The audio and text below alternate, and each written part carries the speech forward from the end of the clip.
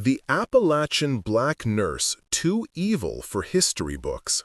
Clara Jennings, aged 27.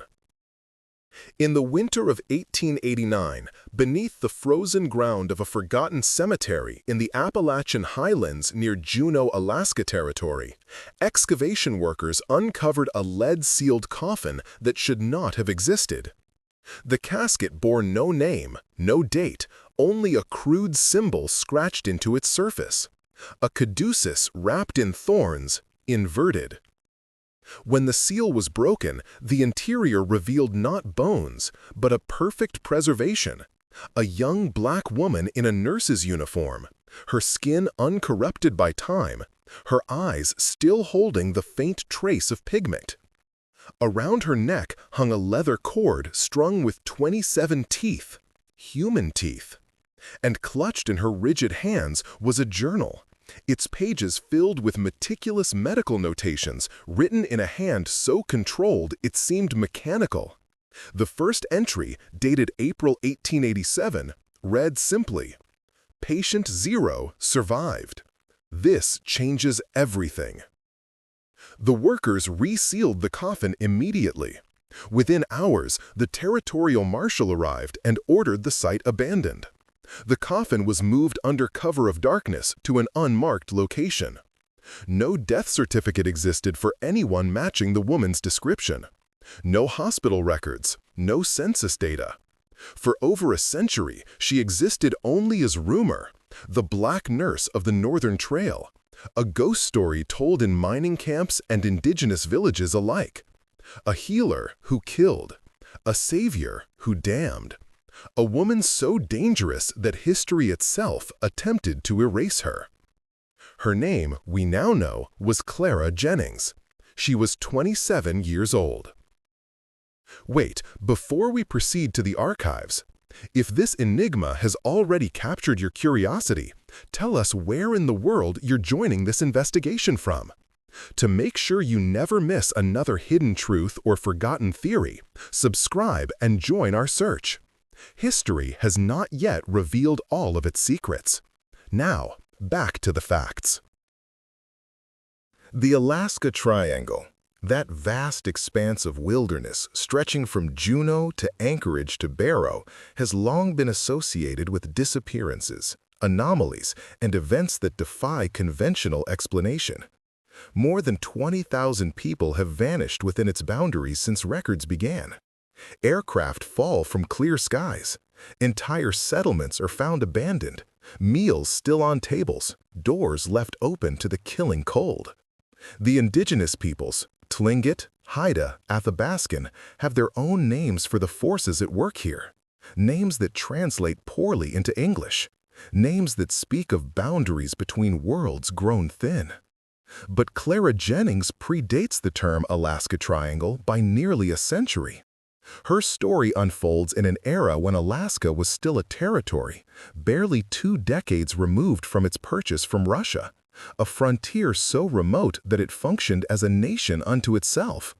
The late 1880s saw the first major gold strikes, drawing thousands north in search of fortune.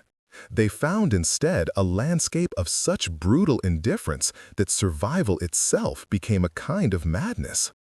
Into this world came Clara Jennings in the spring of 1887, arriving aboard the steamer Oncon with a group of medical missionaries bound for the new hospital being established in Juneau. The ship's manifest lists her as a colored nurse, age 27 of Philadelphia origin. She carried a letter of reference from a Dr. Aldous Crane of the Pennsylvania Hospital for the Insane, though no record of such a physician exists in that institution's archives. The letter praised her unprecedented skill in the management of hopeless cases and her singular dedication to mercy. The Juneau Daily Record, a short-lived newspaper that operated from 1886 to 1891, made brief mention of her arrival in its May 12, 1887 edition. Among the new arrivals is a negress nurse of considerable bearing and education, said to possess training in the modern methods. She will attend to the unfortunate afflicted at the new infirmary. This single line, discovered in 2003 by a graduate student researching frontier medicine, represents one of only 3 contemporary written references to Clara Jennings in the official record. The other 2 references are far more troubling. The first appears in a letter written by Dr. Benjamin Holt, chief physician of the Juneau Infirmary, to his brother in Boston.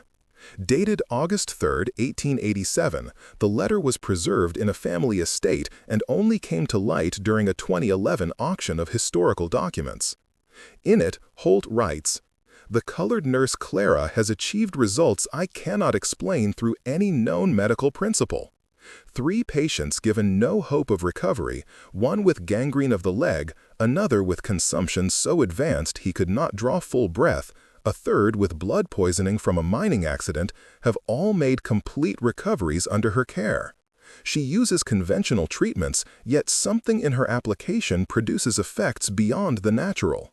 The men speak of her with an admiration that borders on reverence, or perhaps fear. I confess I cannot tell the difference in their eyes."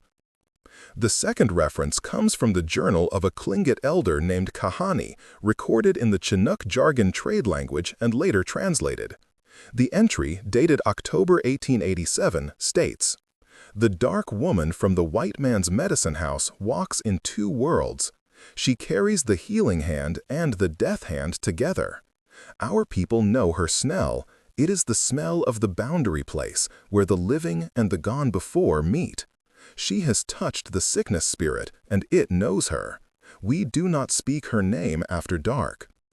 What happened to Clara Jennings between her arrival in May and these observations 4 to 5 months later remains unknown, but something fundamental had changed.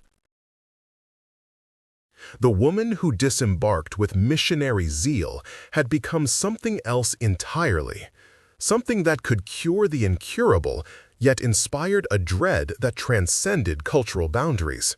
The Juneau Infirmary served a population of approximately 800 permanent residents and several thousand transient miners and prospectors who cycled through the goldfields. Conditions were primitive. Sanitation was poor. Injuries were catastrophic: crushed limbs, explosive accidents, frostbite, avalanche trauma. Disease ran rampant in the close quarters of the mining camps: typhoid, cholera, pneumonia, tuberculosis. Death was so common that the town employed 2 full-time gravediggers who worked in shifts through the winter to keep pace with demand. The winter of 1887–88 was particularly brutal. Temperature records, patchy though they are, indicate sustained cold below -40 degrees Fahrenheit from November through March. Supply ships could not reach Juneau for nearly 5 months. The town was cut off, sealed in ice and darkness, with dwindling resources and a population swelling with miners who had waited too long to leave before the freeze. It was during this winter that Clara Jennings came into her own. By all accounts, and here we must rely on oral histories collected decades later, as no written records from the infirmary survive, Clara worked without rest throughout the darkest months. She moved between the infirmary and the mining camps, carrying her black medical bag through snowstorms that would have killed a less determined person. She treated frostbite so severe that bone showed through blackened flesh. She nursed men through fevers that should have killed them. She amputated limbs by lamplight, her surgical technique precise and unhesitant. And she lost almost no one. This is the first impossibility. Mortality rates in frontier hospitals during this period typically ranged from 30 to 50% for serious cases. In isolated, undersupplied winter conditions, those rates climbed higher. Yet, according to the fragments of testimony that survive, Clara Jennings' patients almost invariably survived. A miner named Joseph Halleck, interviewed in 1934 at the age of 78, recalled, "I seen her cut off a man's leg below the knee. The rot had gone so far you could smell it across the room. Weren't no laudanum, weren't hardly any carbolic. She just told him to look at her eyes and not look away, and he didn't. Not once, not even when the saw went through bone. And he lived. They all lived. Every goddamn one of them lived, even the ones that shouldn't have. But survival came at a cost that became apparent only gradually. The first signs appeared in early January 1888. Several men who had been treated by Clara Jennings weeks earlier began exhibiting peculiar symptoms. They complained of nightmares so vivid they could not distinguish them from waking experience. They reported seeing Clara in their rooms at night, though she was documented to be elsewhere. They spoke of a sensation they described as something moving beneath the skin, a crawling awareness that their bodies no longer entirely belonged to them. Dr. Holt dismissed these complaints as the residual effects of fever or the psychological aftermath of trauma. But the symptoms persisted and spread. By February, more than 20 dozen men were affected. They gathered in small groups, speaking in low voices about their shared experiences. Some claimed Clara had touched them during treatment, pressing her palm to their foreheads or chests, and that they had felt something transfer, something that lived in them now, watching through their eyes. The word possession began to circulate, though not in any religious sense.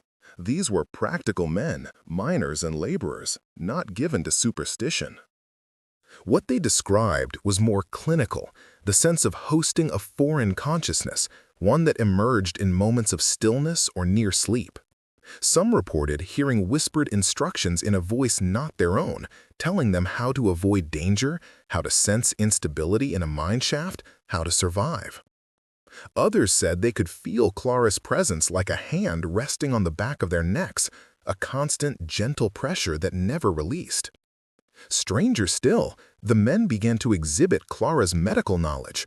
One miner, illiterate and with no education beyond childhood, correctly diagnosed another man's appendicitis and talked a companion through a successful emergency procedure using a hunting knife and whiskey. Another predicted an outbreak of dysentery 3 days before the first case appeared and told the camp exactly how to purify their water supply using methods that would not be codified until decades later. It was as though Clara had left something of herself inside them, a fragment, a seed, a teaching that grew. The Tlingit people, who maintained camps at the outskirts of Juneau and traded with the miners, had their own interpretation.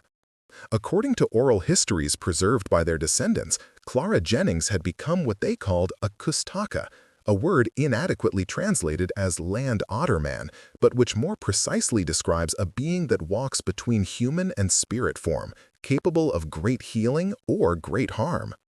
The Tlingit believed she had made a bargain with the sickness spirits during that first summer, trading something of herself, perhaps her human death, perhaps her soul, for the power to command disease. In their cosmology, such bargains always carry a price. The healer becomes the disease. The savior becomes the captor. Those she saves are bound to her, their lives extended not through medicine, but through a spiritual tethering that transcends death. Whether one accepts this interpretation or seeks a more rational explanation, the fact remains that Clara Jennings achieved medical results that defied the capabilities of her time, and those she treated were changed in ways that went beyond physical healing. The journal found in her coffin offers some insight, though its contents raise more questions than they answer. Preserved now in a climate-controlled vault at the University of Alaska's Rare Documents Collection, the journal was subjected to extensive analysis beginning in 2004, when it was finally released for scholarly study after decades of being held as evidence in a cold case file. The entries span from April 1887 to March 1889, though large sections are written in a cipher that remains unbroken. The legible portions reveal a mind of remarkable intelligence and fierce scientific curiosity, but also one increasingly consumed by an obsession that verged on the messianic. April 14, 1887. Arrived in Juneau. The hospital is primitive, barely worthy of the name, but the isolation presents opportunities. Here, beyond the reach of medical boards and institutional oversight, I can test the hypotheses that Dr. Crane deemed too dangerous for civilized practice. If I am correct, if the mechanism I observed in Philadelphia can be refined and controlled, then death itself becomes negotiable. May 22, 1887. First successes. Minor cases only, infections, fevers, simple fractures. But I am confirming the principle. The body's healing is not chemical or mechanical alone. There is a consciousness to tissue, a memory in blood. One can speak to it, if one knows the language, and I am learning to speak. The early entries document what appears to be an experimental medical practice based on a theory of biological consciousness, the idea that cells and tissues possess a form of awareness that can be influenced through direct manipulation. This concept, pseudoscientific in Clara's time, has curious resonances with modern research in cellular memory and epigenetics, though any actual connection remains speculative. But as the journal progresses, the entries become less concerned with medical theory and more focused on practical application, and on something Clara calls the transfer. July 8, 1887. Successful transfer in 3 patients this week. They do not yet understand what I have given them. They will in time. Each carries a piece now, a fragment of the pattern. Should I fall, the knowledge does not die with me. It propagates. This is the key, not individual genius, but distributed consciousness. A network of living minds, each holding part of the whole. August 30, 1887. The Tlingit woman came to the infirmary today. She did not speak, only looked at me with those black eyes that see too much. She left a bundle of herbs at the door. Yarrow, Devil's Club, something else I cannot identify. When I touched them, I felt a recognition. She knows what I am doing. She knows what I am becoming. I wonder if she approves. This is the only reference in the journal to direct contact with the indigenous population, though Tlingit oral tradition insists that Clara sought out their healers and learned from them, or perhaps taught them. The stories are unclear on this point. What seems certain is that she synthesized multiple medical traditions, Western scientific practice, herbal medicine, and something else, something harder to name. By October 1887, the journal entries take on an increasingly urgent tone. October 19, 1887. The winter approaches. I can feel it in the air, a weight descending. We will be sealed in soon, cut off from the world. Good. I need this isolation.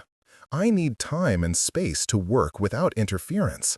The next phase requires absolute focus. Mortality cannot be conquered through half measures. It requires commitment. It requires sacrifice. November 7, 1887. The first deep freeze came last night, 17 below. A miner came in with frostbite, 3 fingers black to the second knuckle. Standard practice, amputation. But I tried something new. I placed my hands on either side of his hand and I reached. There is no better word. I reached into the dying tissue and I spoke to it. I told it to remember warmth. I told it to remember life. And for a moment, one crystalline moment, I felt the response. The tissue listening. And when I opened my eyes, the black had receded. Just a little.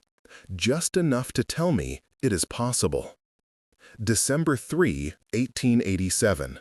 Success. Reproducible success.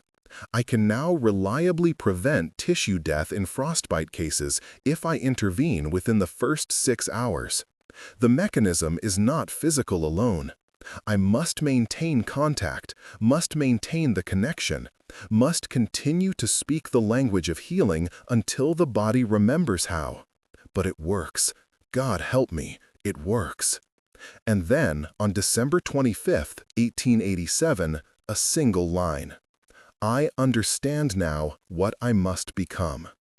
After this entry, the journal's tone shifts dramatically. The clinical detachment vanishes, replaced by a kind of fervent conviction that reads almost like religious ecstasy. January 10, 1888. 13 patients today, all critical, all survived. I am not tired. I should be tired. I have not slept in 4 days, but I am not tired. The transfer sustains me. Each person I treat, each connection I make feeds back into the network. I draw strength from their healing. This is the miracle Dr. Crane sought but feared. Distributed vitality, shared life force. I am becoming a node, a nexus, and through me they are all connected. January 28, 1888. The dreams have begun. They dream of me, and through their dreams I can see the town. Every room, every corner, every shadowed space. I walk through their sleeping minds, and I see through their eyes. This is unexpected, but not unwelcome. It means the network is stronger than I imagined. The boundaries are permeable. Where one begins and another ends is no longer clear. Perhaps it never was. Perhaps we are all one tissue, and I am simply learning to see the connections that always existed. It is at this point in the journal that Clara begins to describe what she calls the patient's resistance. February 14, 1888. Some of them are frightened. They feel the connection and they pull away. They call it possession, though they do not understand what that word truly means. I have not taken anything from them. I have given them life. But they are ungrateful. They speak against me in whispers. They gather in groups and plot, as if they could sever the connection, as if they could reject the gift. Fools. The network is not optional. Once established, it is permanent. They belong to the pattern now, as I do. We are all threads in the same cloth. The historical record, such as it is, confirms that by February 1888, the atmosphere in Juneau had grown tense. A petition circulated among the miners demanding that Clara Jennings be removed from the infirmary. Dr. Holt refused, citing her unprecedented success rate and the fact that no formal charges had been brought. But the whispers continued. Several men attempted to leave Juneau despite the winter, determined to put distance between themselves and Clara. Of the 11 who departed in late February, only 3 reached the coast. The others were found weeks later, frozen in various stages of their journey. But here is the strange detail that appears in the marshal's report. Each of the dead men was found with his medical kit open beside him, instruments laid out with surgical precision, as though he had been attempting to perform some procedure on himself before succumbing to the cold. And stranger still, each corpse bore an expression not of suffering, but of profound concentration, eyes open and fixed on nothing, mouth set in a line of grim determination. Whatever they had been trying to do in their final moments, it had required absolute focus. The 3 survivors who did reach the coast refused to speak of what had happened during the journey. They boarded the first ship south in April and disappeared into history. Their names, Garrett Mills, James Schofield, and an immigrant listed only as Halverson, appear on the passenger manifest of the steamer Portland, but no subsequent records exist. Back in Juneau, as the winter dragged towards its end, Clara Jennings continued her work with undiminished intensity. But now her patients began to notice something that filled them with profound unease. She was not aging. This sounds absurd. How much could a person age in the span of 10 months? But the frontier ages people quickly. The harsh climate, the brutal labor, the poor nutrition, all take their visible toll. Photographs from the period show men in their 30s who look 50, weathered and lined and stooped. Dr. Holt himself, who was 42 in 1888, is described in contemporary accounts as having the appearance of a man 20 years his senior. But Clara Jennings, according to multiple testimonies collected decades later, looked exactly as she had upon arrival. No lines had appeared around her eyes. Her hands, which should have been chapped and raw from constant work in the cold, remained smooth.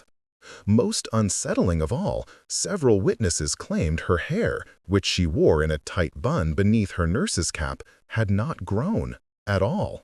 Not a single inch in 10 months. One account, from a woman named Eliza Perth, who worked as a cook at the infirmary, states, "I mended her uniforms weekly. I knew every seam, every button. And I swear on my children's lives, those uniforms never wore out. The fabric didn't fade. The stitching didn't fray. It was as if time moved around her, but not through her." I asked her once how she kept herself so well preserved, and she smiled at me, the saddest smile I ever saw, and said, "I have made an agreement, Mrs. Perth, and like all agreements, it has its terms." "What agreement? And with what?" The journal offers hints, though nothing explicit. March 2nd, 1888. The price is becoming clear. I feel the boundaries of my physical form growing porous. I am less contained than I was. My consciousness extends beyond the margins of my body, spreading through the network like ink through water. At night, I am in 17 places at once, seeing through 17 pairs of eyes, feeling 17 sets of sensations. It is overwhelming. It is glorious. But I am losing the center. The I that speaks these words is becoming distributed. Soon, I may not be able to gather myself back into a single point. Soon, Clara Jennings may be a name with no single referent, only a pattern of consciousness woven through many minds. April 1st, 1888. Dr. Holt confronted me today.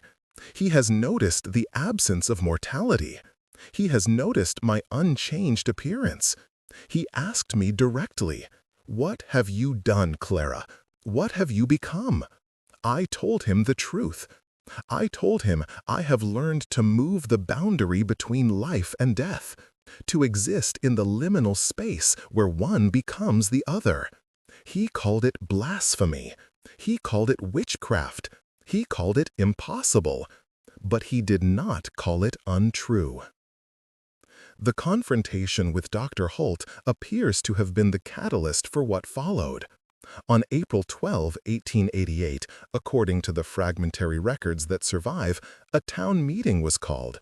The subject, what to do about Clara Jennings. The infirmary was full of men who owed her their lives, but who were now convinced she had taken something from them in the bargain.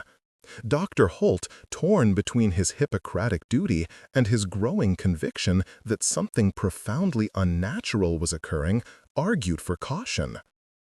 But the marshal, a man named Edmund Calthorpe, had already made up his mind. He proposed that Clara be placed under arrest and held pending investigation. The charge, nebulous as it was, amounted to witchcraft, though that term was never used officially. Instead, the warrant stated she was to be held for medical malpractice and the unnatural prolongment of life through means unknown.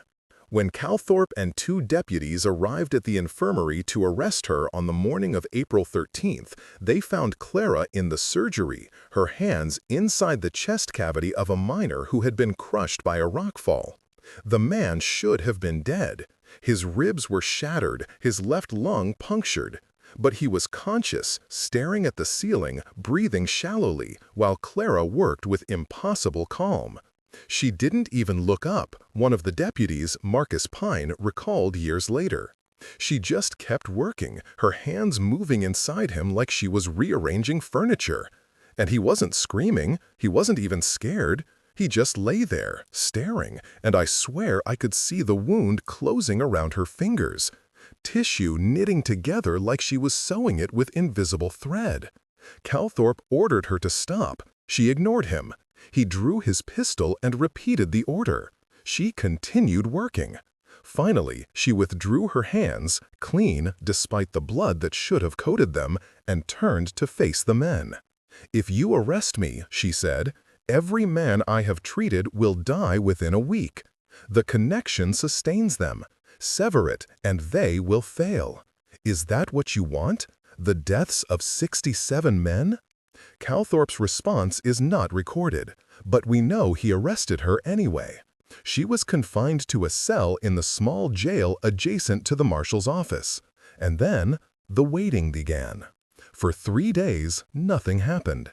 The men Clara had treated went about their business, uneasy but functional.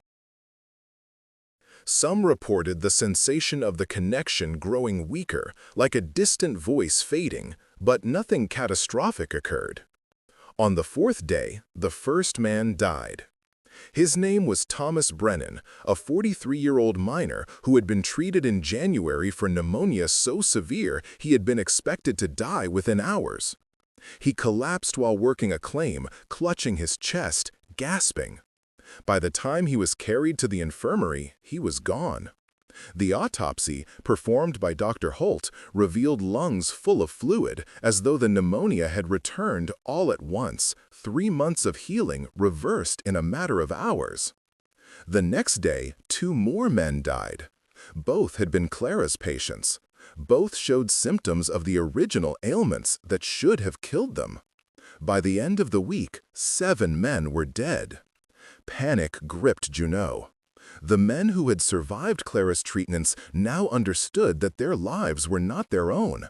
They were borrowed, sustained by a connection to a woman who sat in a jail cell, silent and unmoved, watching as the network began to collapse. A delegation came to Calthorpe, begging him to release Clara. He refused. The law was the law, he said, and he would not be swayed by superstition. But even as he spoke, he must have known that something far beyond the law was at work. On April 23rd, 10 days after her arrest, Clara Jennings asked to speak with Dr. Holt. He came to the jail that evening, and their conversation, recorded in a letter Holt wrote to his brother but never sent, was later found among his papers after his death in 1902.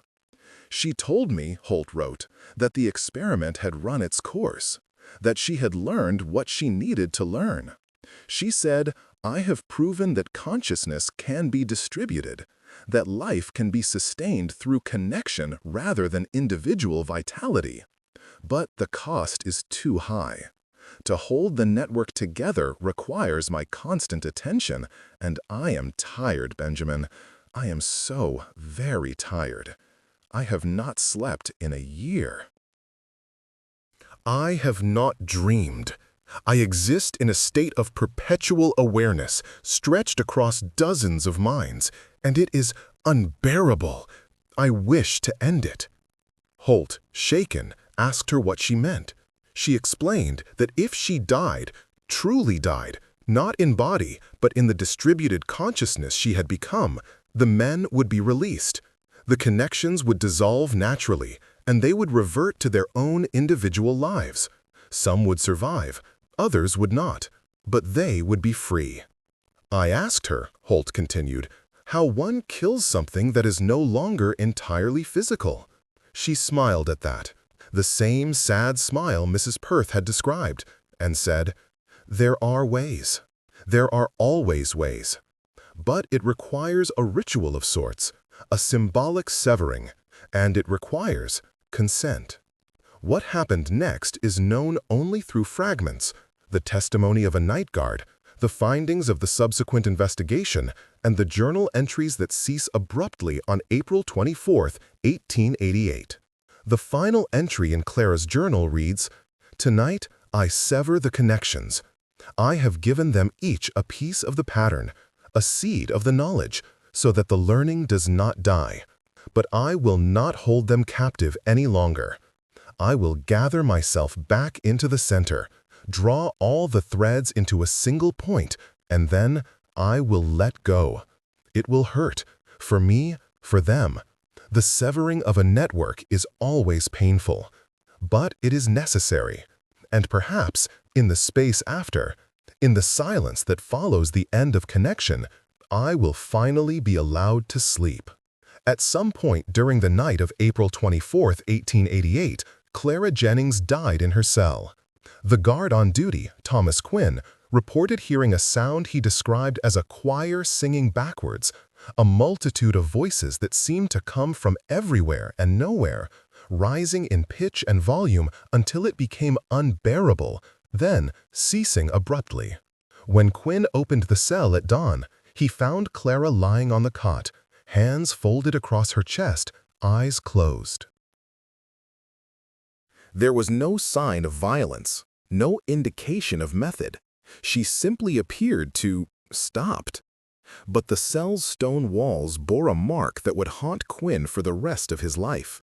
Scratched into the surface, as if by fingernails but far too deep and precise, was a circle divided into 27 sections, each section containing a symbol Quinn could not read. In the center of the circle was a caduceus wrapped in thorns, inverted, the same symbol that would later be found on her coffin. The autopsy revealed nothing, no trauma, no poison, no disease. Her body was in perfect health, as though she had simply chosen to cease animating it. In the days that followed, 13 of the men Clara had treated also died, their bodies failing as the connections dissolved. The remainder survived, though all reported a lingering sensation, a phantom presence, like the memory of a hand that once rested on their shoulder. And stranger still, several of the survivors went on to become healers themselves. They had no formal training, yet they possessed an intuitive understanding of medicine that baffled contemporary practitioners.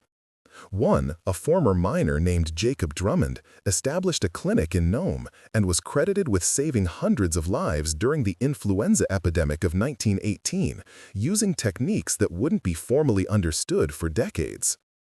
When questioned about his abilities, Drummond would only say, "She left something in me, a voice maybe, or a memory. It tells me what to do." The question of what to do with Clara's body divided the town.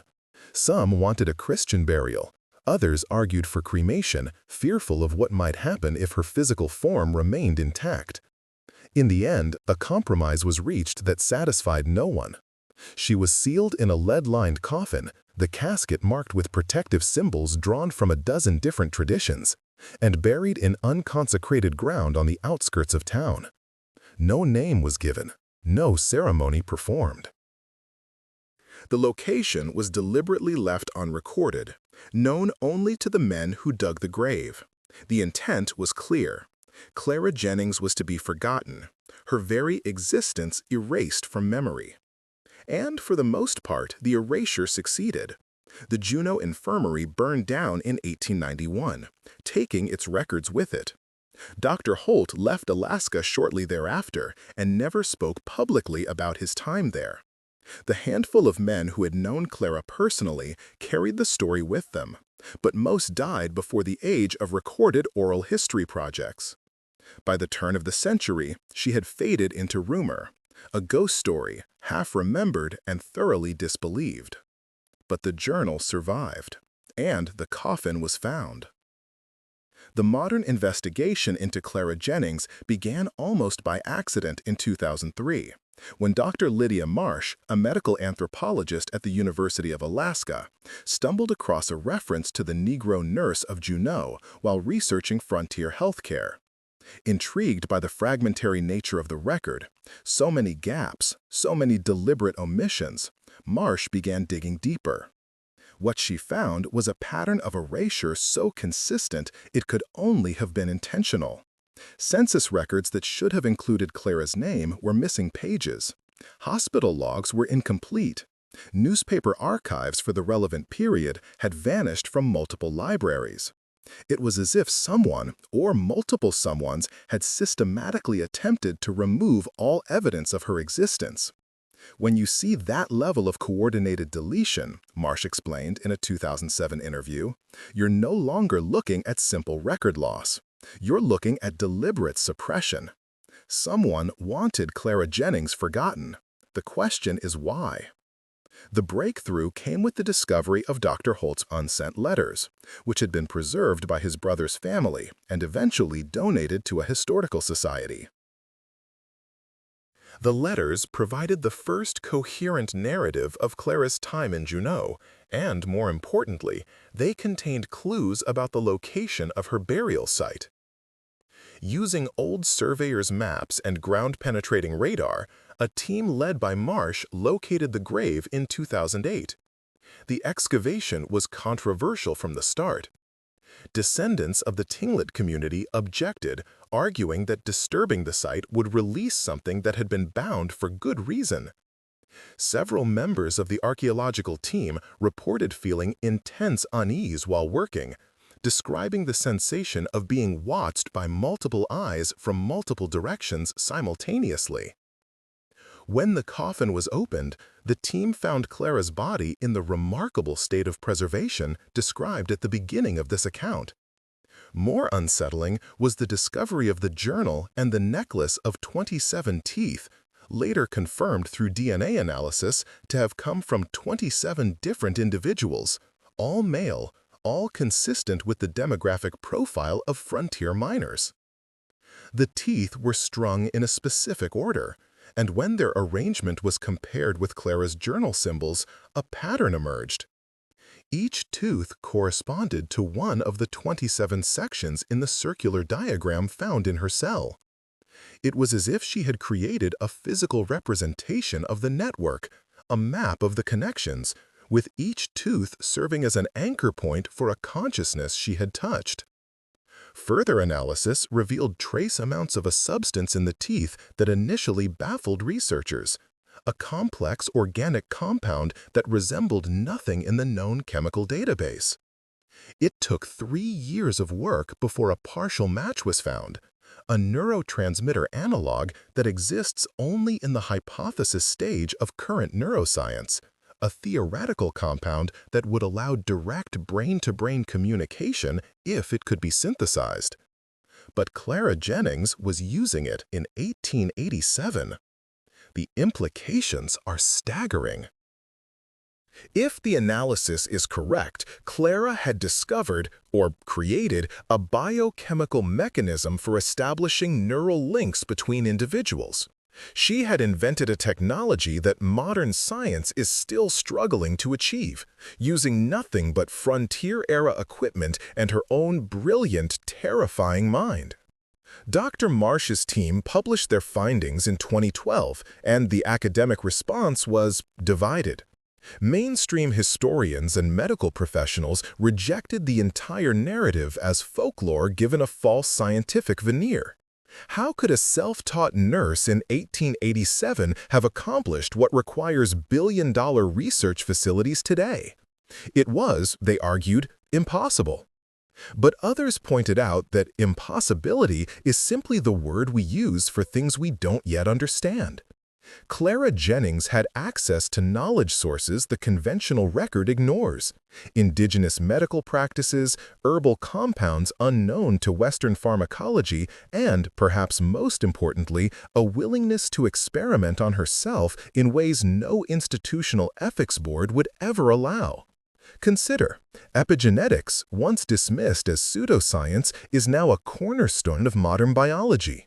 The gut-brain axis, the role of the microbiome in behavior, the discovery that trees communicate through fungal networks, all were considered impossible until they were proven. Why should Clara's network theory be any different? The counter-argument, of course, is that lack of evidence is not evidence of truth. Extraordinary claims require extraordinary proof, and the physical evidence, a preserved body, a journal, and a necklace of teeth, can be interpreted in many ways, few of them supernatural. Dr. Harold Kemp, a skeptical neurologist who reviewed Marsh's findings, offered an alternative explanation. Clara Jennings was a highly skilled physician who used a combination of cutting-edge treatments for her era: carbolic acid, surgical antisepsis, innovative triage methods, and impressed her patients so deeply that they attributed mystical properties to her work. The network they described was psychological, not physical. A shared trauma bond, a collective delusion born of isolation and near-death experience. The deaths that followed her arrest were coincidental. Frontier life was brutal, and people died suddenly all the time. We are pattern-seeking creatures. We see connections where none exist. This explanation accounts for many of the facts, but not all of them. It does not explain the preservation of her body. It does not explain the necklace, which serves no medical or practical purpose. It does not explain the circular diagram or the sophisticated symbols in her journal. And it does not explain the testimonies, dozens of them, collected over decades, from people who swore they felt Clara's presence long after her death. The most compelling of these comes from Jacob Drummond's granddaughter, Sarah, who was interviewed in 1978 at the age of 72. She recalled her grandfather speaking of Clara only once, near the end of his life, when he knew he was dying. "He told me," Sarah said, "that she had never truly left, that part of her lived on in the people she had touched, passed down through the generations, like genetic memory. He said, sometimes, when I'm working on a difficult case, I feel her hands guiding mine, and I know that it's not my own skill at work. It's hers, still present, still teaching. He made me promise never to forget her name. He said history would try to erase her, but that we had to remember, because she gave us a gift, even if we didn't understand it." This idea that Clara Jennings achieved a form of immortality through distributed consciousness is either profound truth or pure fantasy, depending on one's perspective. There is no middle ground. But consider this. In the years since Marsh's excavation, there have been 14 separate incidents of medical professionals in Alaska reporting what they describe as impossible intuitions while treating patients. Diagnoses that came to them fully formed, with no logical process of deduction. Surgical techniques they had never been taught but performed flawlessly. A sense, they all say, of hands guiding theirs. Most dismiss these reports as the subconscious mind processing information faster than the conscious awareness. But 5 of the 14 practitioners have genealogical links to men who were treated in the Juneau Infirmary between 1887 and 1888. And all 14 reported the same sensation, the feeling of a presence, female, calm, and ancient beyond measure, standing just behind them while they worked. One trauma surgeon in Anchorage, Dr. Mira Chen, underwent hypnotic regression in 2015 to explore the phenomenon. Under hypnosis, she described feeling a voice made of touch that spoke in medical concepts rather than words, showing her where to cut, where to clamp, where to sew. When asked if the presence had a name, she said without hesitation, "Clara. Her name is Clara, and she has been teaching us since before we were born." These accounts are, of course, subjective. They prove nothing. But they accumulate, year after year, testimony after testimony, forming a pattern that is difficult to ignore. The Tlingit perspective offers a different framework for understanding. In their tradition, great healers do not die, they transform. Their consciousness disperses into the world, becoming part of the landscape itself, available to those who know how to listen. Clara Jennings, in this view, made the transformation intentionally, choosing to scatter herself across the network she had built rather than allow her knowledge to die with her physical form. "She walks in the boundary place," said James Kahani, great-grandson of the elder who first named Clara as Kushtaka in a 2010 interview. "Not living, not dead. Present but not contained. This is not evil, though your people want to make it so. This is sacrifice. She gave herself so that others might continue. That is the act of a true healer.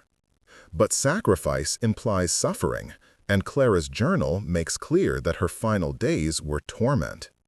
To hold the network together required her to exist in a state of permanent consciousness, without rest, without relief, aware of every sensation in every connected mind simultaneously.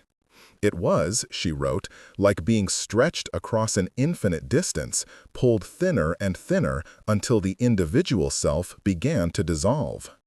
The question arises, did she choose this fate willingly, or did she stumble into it through experimentation and find herself unable to escape?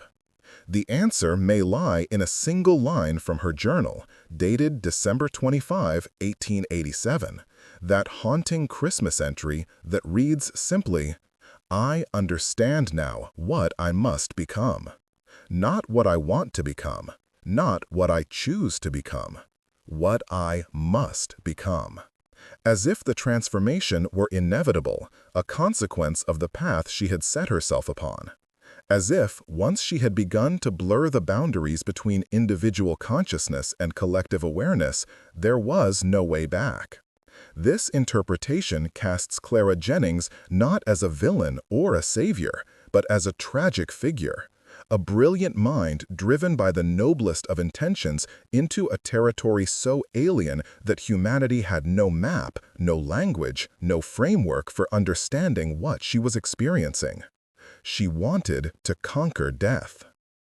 Instead, she may have discovered something worse than death, a state of existence in which the self is no longer singular, where identity becomes a fiction, where consciousness is an eternal labor with no possibility of rest. The final mystery concerns the disposition of her remains. After the 2008 excavation and subsequent analysis, the question arose, what should be done with Clara Jennings' body? Some argued for a proper burial with full honors, recognition of her contributions to frontier medicine. Others insisted she be resealed and returned to the unmarked grave, the original intent respected. A third faction, composed primarily of Tlingit elders and a few historians sympathetic to their perspective, advocated for cremation, a final severing, a release of whatever might still be bound to the physical form. The debate dragged on for 3 years, during which time Clara's body remained in cold storage at the university. And during those 3 years, a disturbing pattern emerged. Personnel who worked in the storage facility began reporting dreams. Always the same dream. A woman in a nurse's uniform standing at the foot of the bed, watching. Not threatening, not speaking, just watching. When asked how they knew the woman was Clara Jennings, none of them had seen photographs. They couldn't say. They simply knew. A security guard named Martin Hayes quit after 6 months, telling his supervisor, "I can feel her in there, walking around at night. The temperature drops when she passes. The lights flicker. And once, I swear this is true, I heard humming. Like a lullaby, but sad. So goddamn sad. Equipment malfunctioned. Digital records became corrupted. 2 researchers suffered sudden, inexplicable health crises. Both recovered fully, but not before experiencing vivid hallucinations of being treated by a woman who told them, 'You will be fine. I have seen to it.' By 2011, the situation had become untenable. A decision was made by the university administration without public announcement. Clara Jennings would be cremated, the ashes scattered in an undisclosed location. The cremation took place on October 31, 2011. Whether the date was chosen deliberately or coincidentally remains unclear. Present were Dr. Marsh, a university administrator, and a Tlingit spiritual leader named Helen Dukakis, who performed a blessing ceremony before the cremation. Dukakis later reported that as the body entered the crematorium, she felt a sudden rush, like a wind passing through me, through all of us, moving from inside to outside, from contained to free. The sensation lasted only a moment, but it left her shaken. "I think," she said quietly, "she's finally gone, truly gone, not dispersed, not transformed, just gone. And I truly hope, she has found peace. The dreams stopped. The equipment failures ceased. The personnel who had reported the presence said, almost in unison, that something had changed. The feeling of being watched had lifted. But, and this is the detail that keeps the story alive, the reports of medical professionals experiencing Clara's guiding presence continued. If anything, they increased in frequency after the cremation, spreading beyond Alaska to cases reported in Washington, Oregon, and British Columbia. It's as if the destruction of her physical form completed the transformation she had begun in 1887. No longer bound even to the anchor of a body, the pattern she created could propagate freely, uncontained by geography or time. Or perhaps, and this is the explanation Dr. Marsh reluctantly offers, the story itself has become the network. In telling and retelling Clara's tale, in writing articles and giving lectures and conducting interviews, researchers have created a mythic structure that replicates the very phenomenon it describes. The idea of Clara as a distributed consciousness has become so compelling that medical professionals, subconsciously influenced by the narrative, begin to experience the symptoms the narrative predicts. In other words, Clara Jennings has become a meme in the original sense, a self-propagating unit of cultural information. And like all effective memes, she shapes the behavior of those she infects. This explanation is intellectually satisfying, but it leaves certain facts unexplained. The preservation of the body, the compound in the teeth, the remarkable medical outcomes she achieved in conditions where such outcomes should have been impossible. And it does not explain, cannot explain, the final piece of evidence that came to light in 2019. A team of graduate students working on a project to digitize historical documents from various Alaskan archives uncovered a box of letters that had been misfiled for over a century. Among them was a letter written by Edmund Calthorpe, the marshal who had arrested Clara, dated 1902, 14 years after her death. The letter was addressed to no one, never sent, written in a hand so shaky it's nearly illegible. In it, Calthorpe confesses that he has been unable to escape the memory of Clara Jennings, that he sees her every night in his dreams, that she has been showing him something he cannot understand but feels compelled to record. The final paragraph reads, "I do not know if this is madness or revelation, but I will write it nonetheless.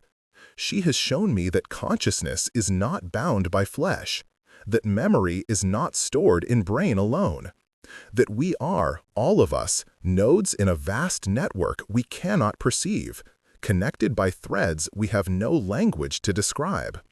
She learned to see these threads, to manipulate them, to write herself into the code of other minds. And in doing so, she achieved something no one before or since has achieved. She made herself a permanent part of the pattern of human consciousness. She is not gone. She will never be gone.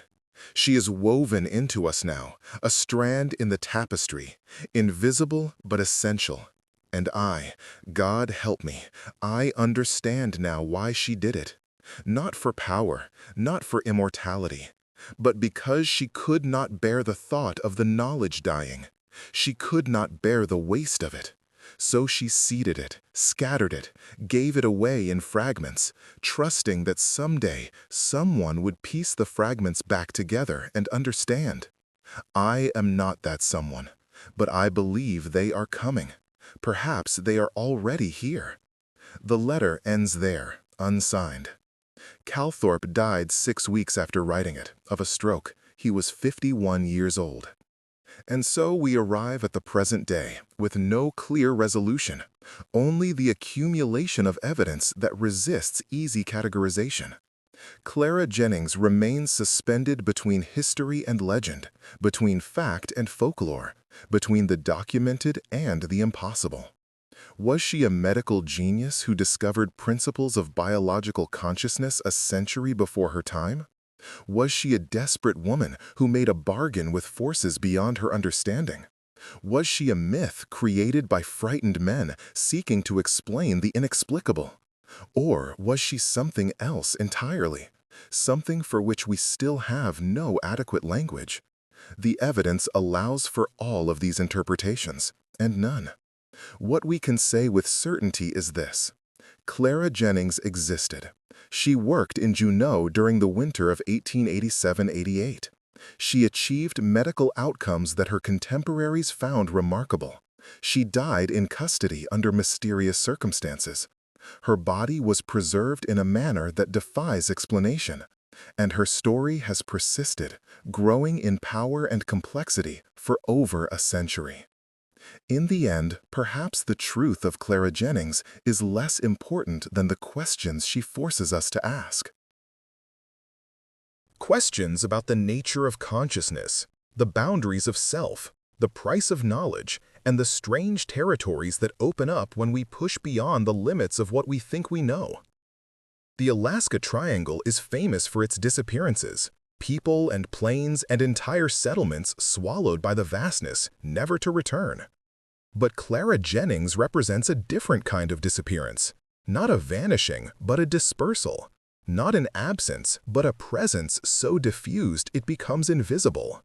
She is there, in the negative space, in the gaps between certainty and doubt, in the moment when a doctor's hands move with a confidence they cannot explain, in the dream of a woman standing watch while we sleep, in the persistent, nagging sense that death is not the ending we have been taught to accept. The Alaska Triangle holds many secrets. Some will never be revealed. But Clara Jennings has left us a map written in symbols we are only beginning to learn to read.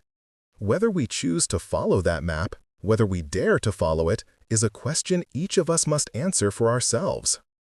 In the far north, where the land meets the sky and the boundaries between worlds grow thin, her story endures.